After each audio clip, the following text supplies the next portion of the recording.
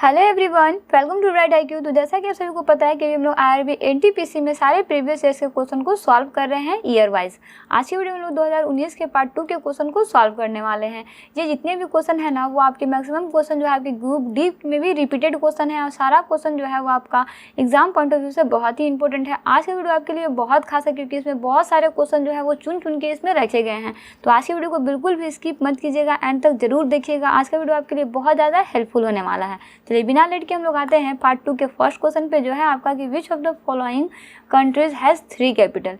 निम्नलिखित में से किस देश की 3 राजधानियां हैं, बताइए। सबसे पहला ही क्वेश्चन आपके लिए बहुत मज़ेदार क्वेश्चन है। तो जी हाँ, अगर हम लोग 3 राजधानी वाले देश की बात करते हैं तो देखिए वो है आपका ऑप्शन नंबर बी दक्षिण अफ्रीका। दक्षिण अफ्रीका में टोटल 3 राजधानियां हैं। पहला है आपके पास केप टाउन है, दूसरा आपके पास प्रिटोरिया है और तीसरा आपके पास ब्लू फेम्टो है। इस तरह से टोटल जो है वो दक्षिण अफ्रीका में 3 राजधानियां जो है वो होती हैं ना।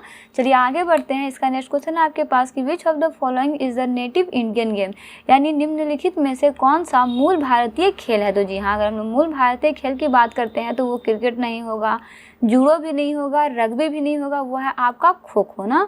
खो खो कैसा गेम है। तो जी हाँ, खो खो जो है वो टच एंड रन वाला गेम होता है ना, यानी छुओ और भाग जाओ। इसे संस्कृत में जो है ना आपका शिव बोला जाता है। क्या बोला जाता है? शिव बोला जाता है ना, याद रखिएगा। इसका करेक्ट आंसर क्या हो जाएगा? वो है आपका ऑप्शन नंबर डी कि खो खो को जो है वो भारत का मूल खेल जो है वो कहा जाता है ना। चलिए आगे बढ़ते हैं। इसका नेक्स्ट क्वेश्चन है आपके पास कि who wrote the famous book किताब उल हिंद, यानी प्रसिद्ध पुस्तक किताब उल हिंद की रचना किसने की है। तो जी हाँ, किताब उल हिंद की रचना करने वाले जो व्यक्ति हैं वो है आपके अल बरूनी के द्वारा जो है इसे लिखा गया है ना। चलिए आगे बढ़ते हैं। इसका नेक्स्ट क्वेश्चन है आपके पास कि who is known as the father of gymnastic, यानी जिम्नास्टिक के पिता के रूप में किसे जाना जाता है। तो जी हाँ, इसमें आप याद रखिएगा जिम्नास्टिक के पिता के रूप में जिसे जाना जाता है वो है आपके फ्रेडरिक लुडविग जॉन। अब वो आपका जिम्नास्टिक का पिता कहा जाता है ना। चलिए आगे बढ़ते हैं। इसका नेक्स्ट क्वेश्चन है आपके पास the playing area of handball game is called, यानी हैंडबॉल खेल के खेल क्षेत्र को डैश कहा जाता है। बताइए क्या कहा जाता है। तो जी हाँ, इसमें आप याद रखिएगा कि इसके खेल क्षेत्र को जो है ना वो आपका बेसिकली कोर्ट बोला जाता है। क्या बोलते हैं? कोर्ट बोला जाता है, याद रखिएगा ना। वहीं एथलेटिक्स खेल के क्षेत्र को क्या बोलते हैं? ट्रैक बोलते हैं। क्रिकेट खेल के क्षेत्र को पिच बोला जाता है। बैडमिंटन खेल के क्षेत्र को कोर्ट बोला जाता है और बॉक्सिंग खेल के क्षेत्र को जो है वो आपका रिंग बोला जाता है। पहनाने वाला रिंग नहीं, वो रिंग बोला जाता है, खेलने वाला रिंग है ना। चलिए आगे बढ़ते हैं। इसका नेक्स्ट क्वेश्चन है आपके पास कि which of the following festivals is called the festival of colours, यानी निम्न में से किस त्यौहार को रंगों का त्यौहार कहा जाता है। सभी को पता होगा कि रंगों का त्यौहार किसे कहा जाता है? होली को कहा जाता है, जो आपका फाल्गुन महीने में मनाया जाता है, यानी सेलिब्रेट किया जाता है ना। चलिए आगे बढ़ते हैं। इसका नेक्स्ट क्वेश्चन है आपके पास कि in which state is mining painting popular, यानी किस राज्य में खनन चित्रकला जो है वो प्रचलित है। देखिए अगर हम लोग खनन चित्रकला की बात करते हैं ना तो इसके लिए आप याद रखिएगा कि वो है आपका बिहार में जो है वो आपका खनन चित्रकला जो है वो प्रचलित है। चलिए इसके अलावा अगर हम लोग याद रखिएगा आप कि पिथौरा चित्रकला जो है आपका गुजरात में प्रसिद्ध है। वहीं काली घाट चित्रकला जो है वो आपका वेस्ट बंगाल में प्रचलित है। कमलकारी चित्रकला जो है आपका आंध्र प्रदेश में प्रचलित है और आपका चिकनकारी चित्रकला जो है वो आपका लखनऊ में देखने को मिलता है। तो इस तरह से ये सारे चित्रकला जो हैं वो किस किस राज्य में कैसे प्रसिद्ध हैं, इन सारे को आप जरूर से याद रखिएगा ना। चलिए आगे बढ़ते हैं। इसका नेक्स्ट क्वेश्चन है आपके पास कि which of the following dance styles is known as the saga of the east, यानी निम्न में से किस नृत्य शैली को पूर्व की गाथा के रूप में जाना जाता है। तो जी हाँ, अगर हम लोग पूर्व की गाथा के रूप में बात करते हैं ना तो वो है आपका कथक। कथक को जो है वो पूर्व की गाथा के रूप में जो है वो जाना जाता है। ये आपका कहाँ है? उत्तर प्रदेश में है ना, याद रखिएगा।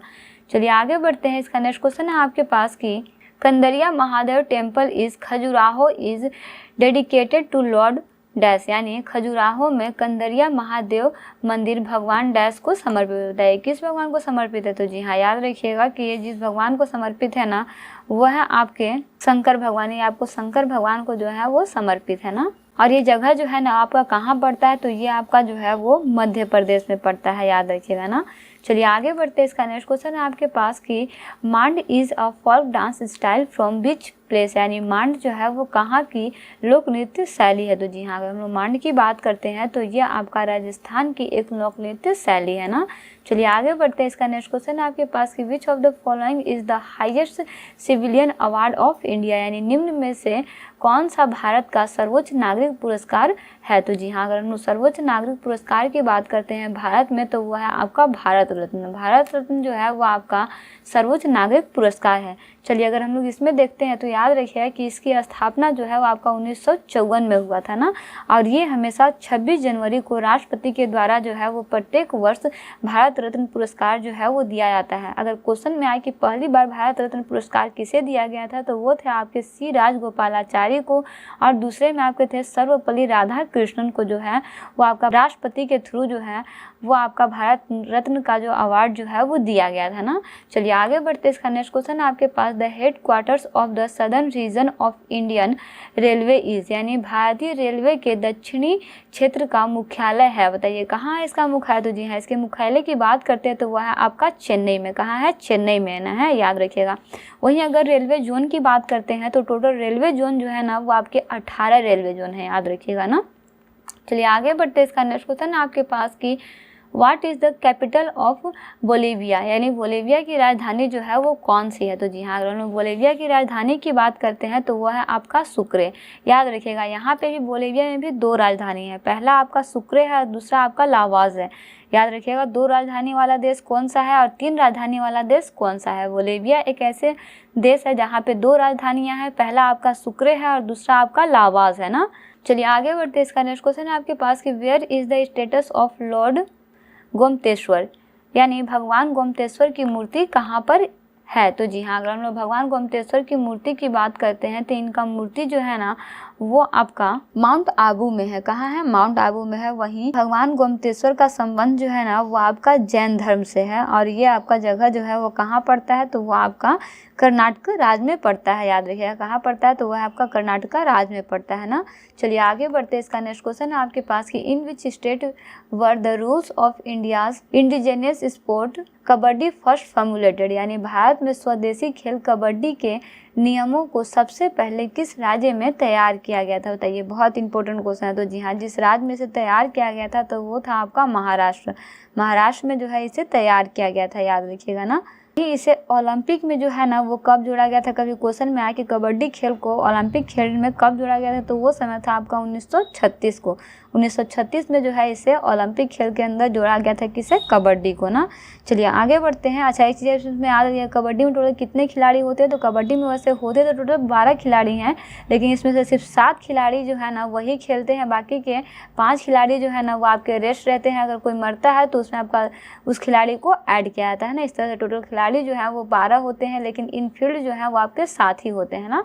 चलिए आगे बढ़ते हैं। इसका नेक्स्ट क्वेश्चन है आपके पास कि which of the following terms is not related to the game of cricket, यानी निम्नलिखित में से कौन सा शब्द जो है वो क्रिकेट से संबंधित नहीं है। तो जी हाँ, जो आपका क्रिकेट से संबंधित नहीं है वह है आपका स्टीपलेचेस। स्टीपलेचेस खेल जो है वो आपका क्रिकेट से संबंधित नहीं है। चलिए आगे बढ़ते हैं। इस पार्ट का लास्ट क्वेश्चन है आपके पास कि हु रोट द बुक जीवन स्मृति, यानी जीवन स्मृति पुस्तक किसने लिखी। बहुत इंपॉर्टेंट क्वेश्चन है आपका, ये लास्ट क्वेश्चन है ना। तो जी हाँ, अगर हम लोग इसकी बात करते हैं तो याद रखिए कि जीवन स्मृति पुस्तक के लेखक जो हैं वो आपके रविंद्रनाथ टैगोर हैं। कौन है? रविंद्रनाथ टैगोर के द्वारा जो है वो इसकी रचना करी गई है ना। बेसिकली इस तरह से आज की वीडियो में हम लोग टोटल 31 क्वेश्चन को सॉल्व कर चुके हैं। ये सारा क्वेश्चन जो है ना वो आपका IRB NTPC की एग्जाम पॉइंट ऑफ व्यू से बहुत ही इंपॉर्टेंट है।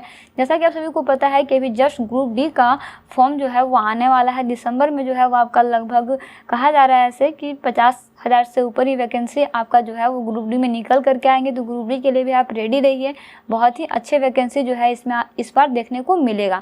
आप इसके लिए पूर्ण रूप से तैयारी में अभी से लग जाइए। जैसे ही आपका फॉर्म का डेट आएगा, एग्जाम का भी अनाउंसमेंट जो है वो जल्दी ही हो जाएगा, इसलिए अभी से तैयारी को अपना मजबूत कर दीजिए और सारे क्वेश्चन को कॉन्सेप्ट के अकॉर्डिंग स्टडी करते रहिए। साथ ही साथ अगर अभी तक आपने टेलीग्राम चैनल को ज्वाइन नहीं किया है तो लिंक डिस्क्रिप्शन बॉक्स में दिया हुआ है, वहाँ जाकर आप टेलीग्राम चैनल को जरूर से ज्वाइन कर लीजिए, क्योंकि वहाँ पे सारा का PDF जो है वो आपको हूबहू मिल जाएगा ना। तो चलिए मिलते हैं नेक्स्ट वीडियो में एक इंपॉर्टेंट टॉपिक के साथ।